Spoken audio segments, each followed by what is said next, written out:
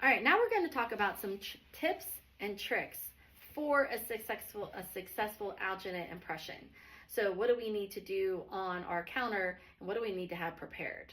Of course, we need our PPE, glasses, gloves, and mask. Make sure your mask is on because our alginate should be fluffed as well. Our alginate settles and becomes real heavy at the bottom. So we want to go ahead and make sure we fluff our alginate. When you fluff your alginate and you open your container, if you pay attention closely, you should, oh, there it was, you're going to get a cloud of dust.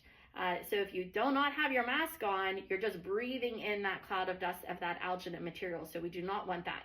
So when we fluff our alginate, then it's nice and loose.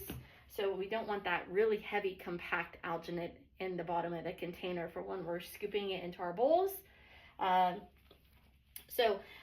For our alginate impressions, typically we are 2 scoops of powder to 2 lines of water for our mandibular tray. Our maxillary tray is typically 3 and 3. Of course, that varies a little bit based on the size of the patient's mouth.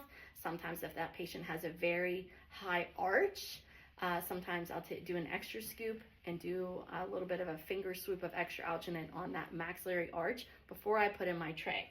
For this example as well, what other factors come into play is the temperature of the water. If we use really, really cold water, then the alginate impression is going to take longer to set in the patient's mouth. And just the opposite, if we use temperature water that is too warm, after someone just washed their hands and it's hot, then that alginate impression is going to set up very quickly.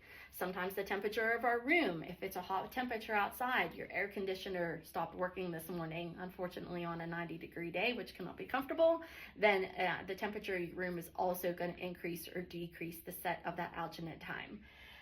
So as well with your spatulation, if you are mixing your alginate and we're mixing in our bowl, the more friction that we're causing inside of our bowl with mixing our alginate, then it's going to cause some friction as well, which increases some heat temperature, which also is going to increase on how quick our alginate impression is going to set up. As well with, we have our tray as well. This example is a plastic alginate tray. This plastic alginate tray is a one-time use versus your metal impression trays are multiple use and can be autoclaved in between each patient once it's properly cleaned with all of those little increments of alginate out of those perforated holes of that alginate tray.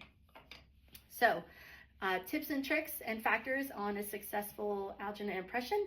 Hopefully that helps. Use cooler water and don't forget to educate your patient.